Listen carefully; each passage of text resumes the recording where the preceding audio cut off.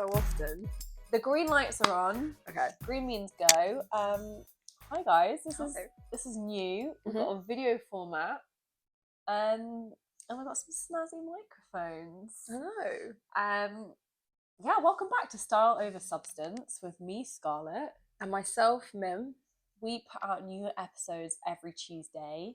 We've had a little bit of a break, but we have come back with, video format so you guys can see the fact that we actually do know each other. Yeah. Hopefully see that, we get along well. We've been friends for 20 plus years. Yeah. But also, that's the way podcast formats are moving. Yeah. We wanted to deliver a new challenge for ourselves and elevate this podcast. We're doing it for 2 years now.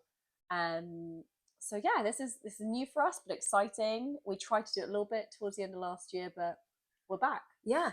It didn't work so well, but as you say, we're back. We had a bit of a break of a few months, maybe about 4 months, but we've been doing this podcast for 2 years now.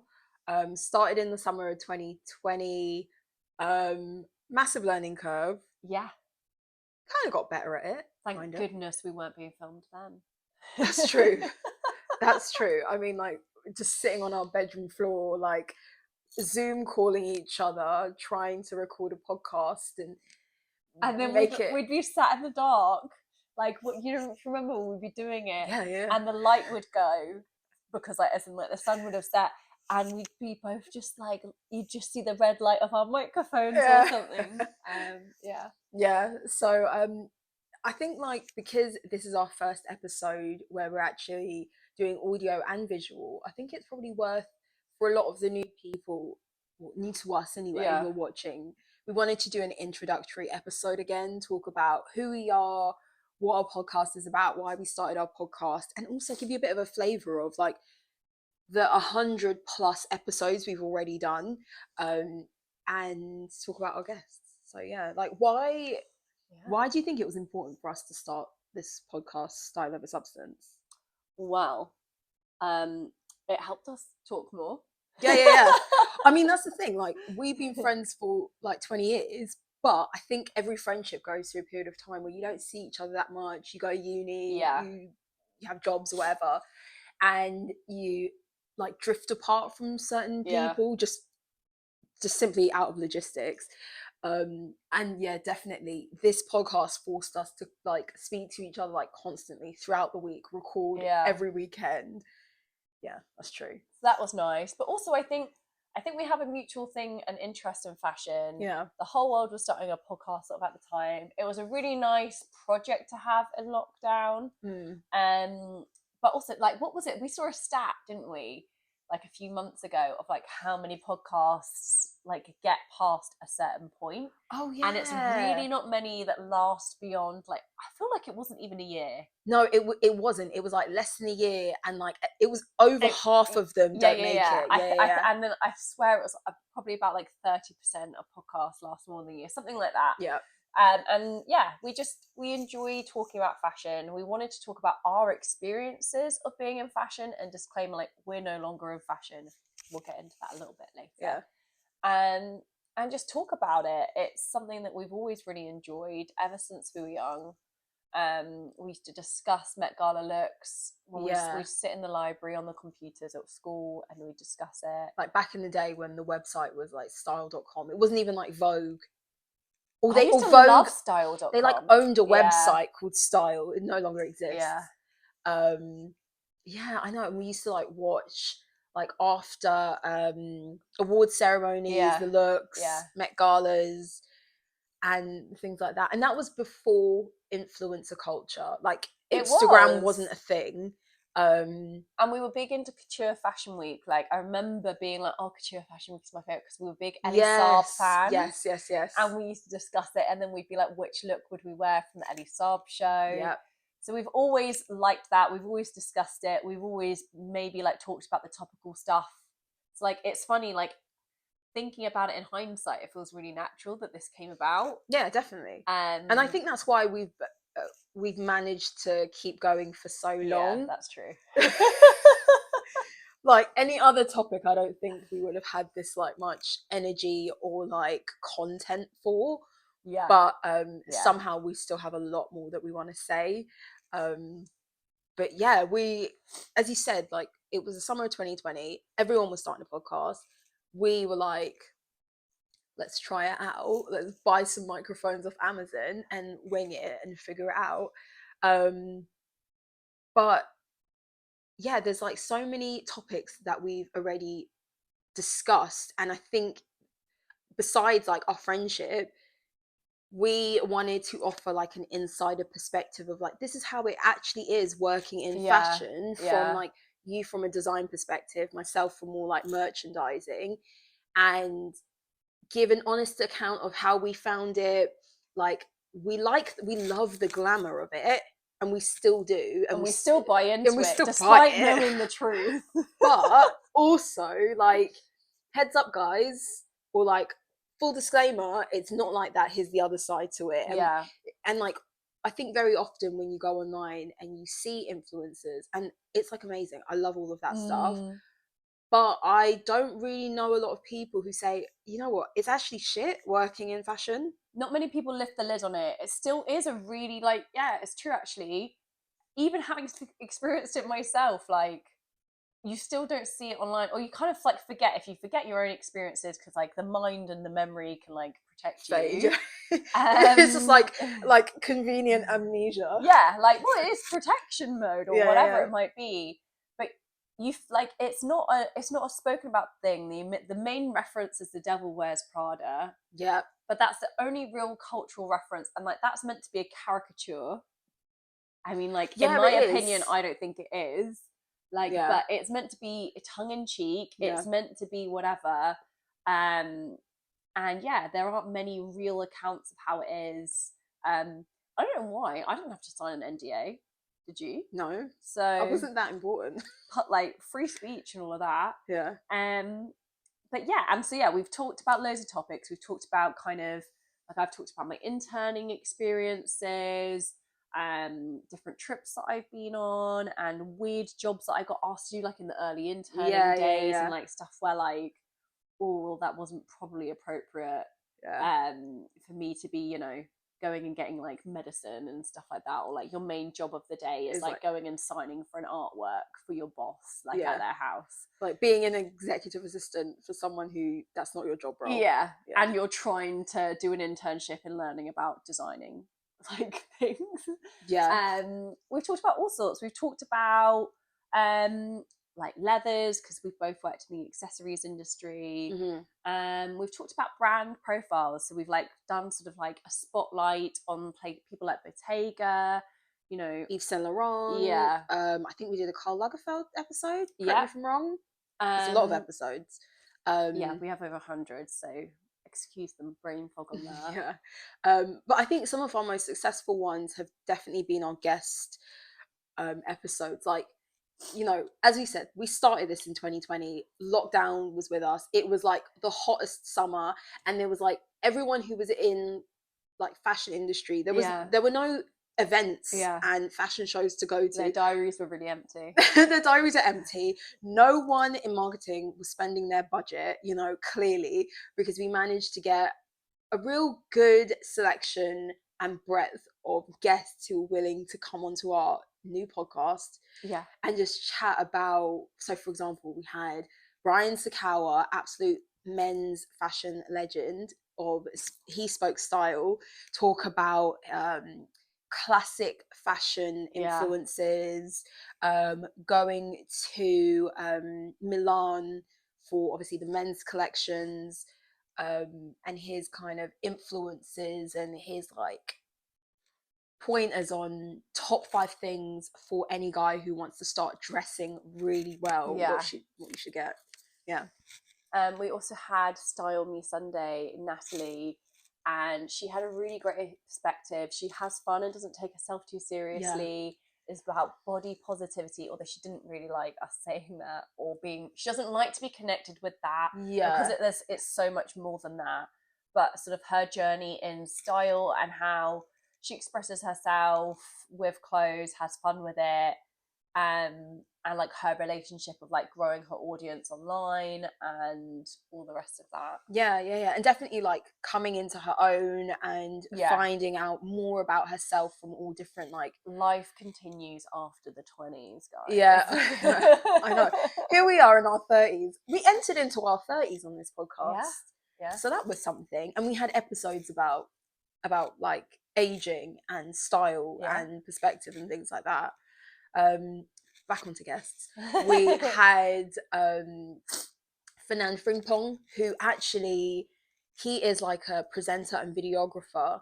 And he came on to talk to us about the production of shows, and giving us his insight on how different techniques and visuals and imagery might be achieved. So that was really cool from a different perspective. And he has actually met Brian Sakawa whilst they were on a job together. Brian, he is a serviceman in the US military. He also plays in their band, brass band. It's part of the brass section. Yeah, and he was performing in Scotland with his group.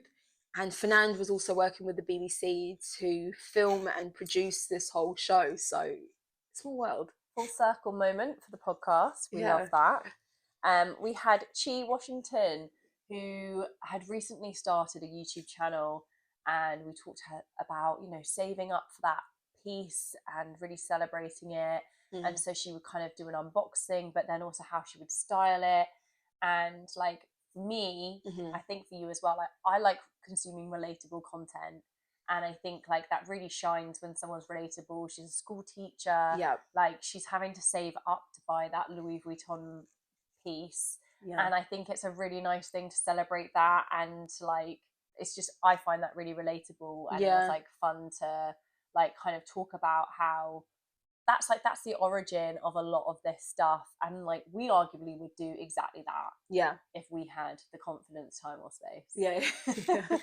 Like, I think in the age of kind of being desensitized from a lot of these prices, and we've had a separate episode about luxury pricing, but yeah, as you said, she's a teacher and she's got 2 small kids, and she was starting her YouTube channel at the time, and it just brings you down to earth, like how, you know, spending £1,000, £2,000 on something is not something that, you know, we as normal lay people could do all the time, or people do lightly. Like we get so desensitized to that when someone does a haul. Like I watched even earlier, someone did like a Net-a-Porter haul, and like, you know, there's always someone in the comments. I've never seen a Net-a-Porter haul. Oh my god, yeah. I think I need to start watching that.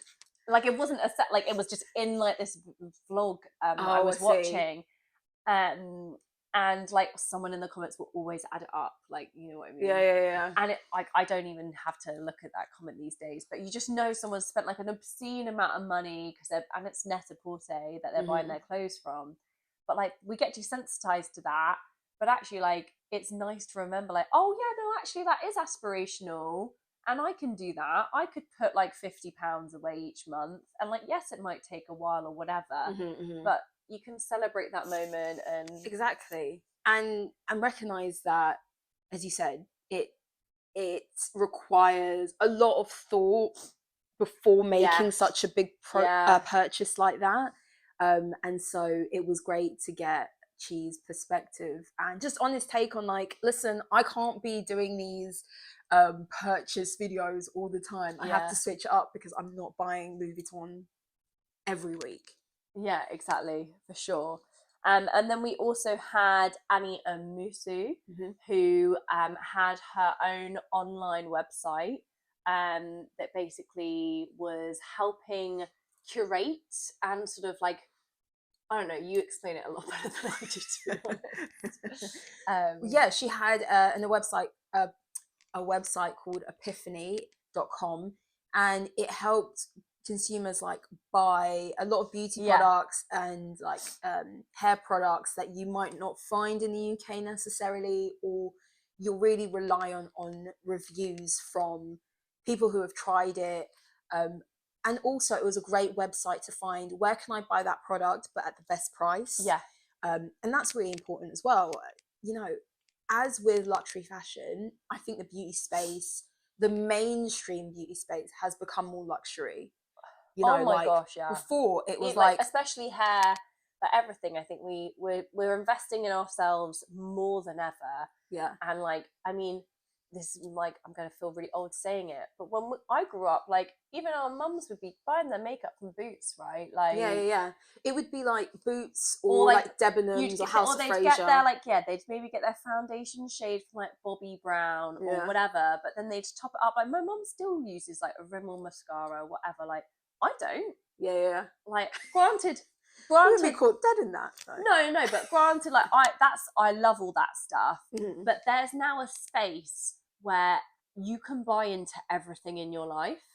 Do you know, like, so I think beauty used to be like, oh, but I can get this from Boots, oh, like that's fine, like, but now there's literally like an elevated version Mm. that's accessible for everybody in terms of like Availability. and because of the online space and because of influencers, um like everything, especially like hair care, like the guy from oh um the Four Gay Guy program. Queer Eye. Yeah, sorry, There's 5 of them. I've never watched it. Oh, really? Jonathan's hair. Yeah, Jonathan Van Ness. He's got a hair product line. Yeah. And like, and it's a little like, it's not premium, but like also Olaplex now is like a given that loads of people Loads use. of people have Olaplex. It's so expensive. So Tracy Ellis Ross. Yeah. She has a line called Pattern. That is not cheap. That is not. So this is what Epiphany did though, was like it brought these products. Oh my god, the Four Gay Guys. Don't cancel me. No. That's the whole point It of is the the whole show. point of the show. Bar them being 5 of them.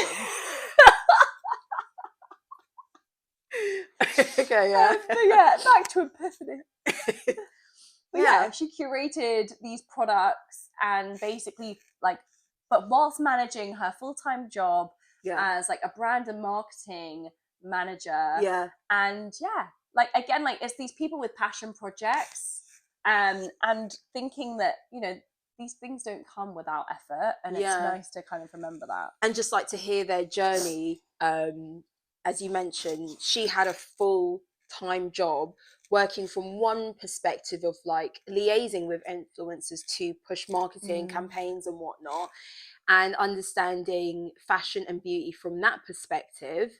But then also to go home and work on her website, which was doing incredibly well at the time when we spoke to her,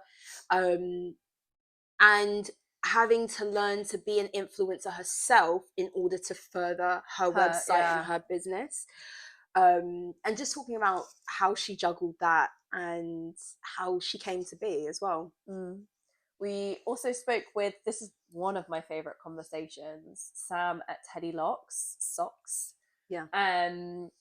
She basically created a company of socks that were sustainable, made from plastic bottles, and they are genuinely so soft. We got sent some ourselves. That was our first like gifting experience. #ad. But honestly, they were so soft. But learning also, again, she was a full-time mum, like doing this in her spare time, but also cared so like the importance of the sustainability of every aspect. Of, because it's really easy to call a product sustainable. The socks could be made from plastic, but then you also have to do your due diligence to make sure the factories are ethical, that the sourcing even of those plastic bottles is ethical, like the way it's getting shipped from the factory. Like you've got to check every part of the journey. And that's not easy. And she would tell us that, and that was really important that she didn't skimp on that. And also, like, you know, it doesn't just happen overnight that you create a really soft sock either from plastic. Exactly. And she was based in the UK. Well, she was British at least. I can't remember if she still lived in if she lived abroad, but the production of her garment, which was socks, were in the States. So it was having a made in the USA sort of product, you know, which the manufacturing of that comes at a premium, coupled with the fact that she was making a product that hadn't been done at the place that she was having them made, and like producing the materials and everything that was involved was new to her suppliers as much as it was new to her. And really just like building out a whole new supply chain and a whole new production for what she wanted to do. And she was like steadfast on like achieving it the way that she felt it needed to be achieved. So yeah, amazing from someone who, hearing a perspective from someone who's really trying to make things sustainable from the very beginning. You know, there's a lot of brands, and there's no slight to it. Running a fashion brand in general is incredibly difficult. But for many cases, it can be let's make a product as much as eco-friendly as we can. That might be 40%. Yeah. And we'll let the 60% slide for now. And we'll work on that as time goes by, as opposed to someone saying, no, 100% of this needs to be recycled, needs to be eco-friendly, from the labels to the packaging to the tissue paper it comes in. It was a real test of kind of her endurance in that. Yeah, definitely. Separate from that, we've had other episodes where we've talked about working conditions for garment workers and stuff like that. We've talked about like when brands claim, especially like high street brands, claim they're trying to be sustainable and what that really means, and just them having like a 100% cotton t-shirt or like their organic t-shirt range or whatever, like what that actually means and the price that comes at. So we've touched on things like that as well. Yeah, definitely. We've had a lot of episodes to do with the people aspect, because we also used to be part of the people. We were the staff, workers, you know, and of course we aren't garment workers, but it was a topic that was really important for us to focus on, because it's like, if we can be in the UK working for some of the biggest names in fashion, for couture houses, and be treated a certain way, or to not be like compensated enough appropriately, imagine what it's like for people in Southeast Asia who are making these garments for us. It's like, so we've got a few episodes on that. And then we also had a guest episode with Cassie Thorpe. She was a pretty big deal at the time and is now huge.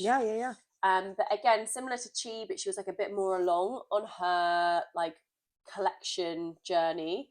She was telling us how that went and how she sort of would afford and, you know, save up for these items, and like that was sort of her passion as well, of kind of like buying into fashion, and she's kind of is on a non-stop journey of that now. Yeah, she's doing really well at the moment. And she was really personable, really fun, showed off like why she's done so well because of just how easy to talk to she was. Definitely. And talked a lot actually also about like the consumer experience, and how like going into like, there was that really funny thing she said about she doesn't want to feel like she's going to like the Tesco meat counter. Oh my god, yeah, with the ticketing system. Like, you know, if you're buying a product for more than a certain amount, you want to have a really special experience. Like, that's a lot of money. And I think for someone who is maybe starting out in their collection, like, you're not like quite bawling, you know, you're not like, oh, this is just me popping to Whistles or Reese. Like, if I'm going into Louis Vuitton to buy a handbag, like, that's a one-off experience. I may be only going to do that once in the next 5 years, if that. So, like, I want you to make me feel like a princess in that moment. Like I do. No, you do. There are some people who do that maybe every week or every paycheck, but I don't. So I don't want you to hand me a ticket or write my name down and 100%. Tell me there's an hour wait. I want you to like make me feel like a really valued customer. And so she was really funny at talking about that. Cassie is great, and really, really lucky to have spoken to someone who's really on the up and up in their YouTube career, and still so down to earth and so personable. So that was really cool. And then we spoke to the ladies at Hood London, Gabby and Adele. Such great conversations with them. They so love what they do after doing it for a long time as well. And it's a hard slog. They're in the millinery, so Hood London is hats. and I guess head accessories. But that's not an easy industry. What they do is kind of look after quite a niche market. People who really care about like, yeah, vintage. Think Dita Fonte's. They have collections with her. But just, yeah, their passion for it and how they kind of have, yeah, created this brand together and then playing off of the things they do well to build this brand was really nice to kind of, like, you know, play off their strengths and their different work experiences. So Adele, she was also experienced in making sunglasses and eyewear, and so they were bringing that sort of that department into their primarily hat business and design. I mean, if anyone out there is into vintage fashion, burlesque fashion, that lingerie culture, which is quite big in the UK, you know, you'll definitely know about Hood London. They make amazing, beautiful pieces, really niche, and what was really nice chatting to them was they essentially had worked in fashion before launching their own businesses together, their own business. And so we could talk to them about their experience of working for another brand and how they found it, and also their passion for researching into how hats were made, the fabrics, the execution of hats and millinery in general, researching into styling, and especially when you're in that vintage space, that research of what has gone before is really important. It's part of the aesthetic. And so, that their enthusiasm was, it really just rubbed off on us. We were like, we need to research into hats now because what we're doing. But another really funny thing to come out of their conversation was we talked about, see, now you're making my brain go blank. Ascot, the races. And okay, so any of you out there who don't know what Ascot and the royal races are, in the UK, it's like horse racing, which is it's a royal event, and it happens every summer, and it's a really big event in, let's say, upper class circles. It's a place to be seen. It's kind of like it's a big fashion moment as well in like kind of the horse racing calendar. If you're into horse racing, like Ascot is sort of the nicest one. It's called Royal Ascot. There are dress codes for different like areas of tickets and all of that. And it's steeped in history, and the Queen attends. It's her event in a sense. R.I.P. So it's the races is an integral part of the UK annual calendar, essentially. And with that is you have to wear a hat. Women have to wear hats. Do men have to? I think so. Yeah. Certain areas they do. Certain areas you have to wear a hat, and you're suited and booted, and you really, as you said, the fashion is the forefront. And so with that, we had this conversation about their thoughts on Ascot, their thoughts on a lot of the hats we see at the races, and in general, our culture of not wearing hats anymore. And they just had the funniest perspectives on all of it, considering that they make hats for a living. They were adamant that they do not make hats for Ascot because they despise it. Which is actually also really cool to know that like that's an easy win, as you could say, and like they want to go for what like they are proud of, and their kind of respect themselves in everything, which I think, like we said with Teddy Locks, like that's always like they don't have to do that. And then I think last but not least is Cyrus from Fil&Needle. He is based in LA and is sort of like a sample studio for kind of up and coming brands, but also just had a really interesting perspective on how difficult, or the challenges now that he sees for emerging designers, but also the trend of the kind and nature of brands that you see starting about, and how they go about things. And even when it comes to sizing, like whether they're kind of going just for that unisex thing or like one size fit, like that kind of a culture. Yeah, definitely. And what was great about Cyrus is that he had a wealth of knowledge for the industry, not from a designer perspective, not from an influencer perspective, but like a businessman perspective. Like he owned factories and like production in LA, and he gave us an insight of like how it is to manufacture within the States, the cost that is associated with that, as opposed to maybe producing in China or Bangladesh, the reasons why people would prefer to produce local to them. And then we had a great conversation about 90s fashion, his favorite era of fashion, his appreciation for garments, and how that's really been integral to his company and its longevity, and why he still does what he does, essentially. So yeah, we've had some really great guests. We've had some different topical episodes. We definitely recommend visiting some of our back catalogue. But yeah, I think that going forward, there's still going to be much of a same, and we're going to talk about different topics. Yeah, so we'll still do topics with guests, of course. So let us know if you have anyone that you would like us to see interview and get a big, greater insight of what it is, what their career has been like behind the veil. Then we would love to approach them and have them on our podcast. But we will also continue to have episodes which where we take a topic and we discuss it fully. We do like these research topics, and it's just a chance for us to really have a deep discussion about our perspective on our views, where things are going, maybe like predictions for the year, and those greater, larger issues within the industry we love to talk about. But yeah, and then lastly, we always do an episode which is a bit more like personable. We call it our fashion story. And so we'll take something that's maybe recently happened in fashion media, in the fashion calendar, and kind of we talk about our own holiday fashion looks. We talk about buying fashion, where we like to buy, what we like to buy. What else?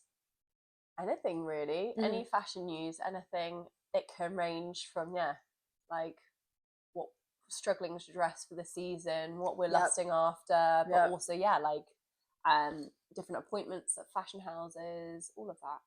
Definitely. So if you like our intro episode and you want to hear more of our podcast, by all means listen to all our past episodes, but also be sure to like and subscribe to our channel, so you can be notified of when we have another video out.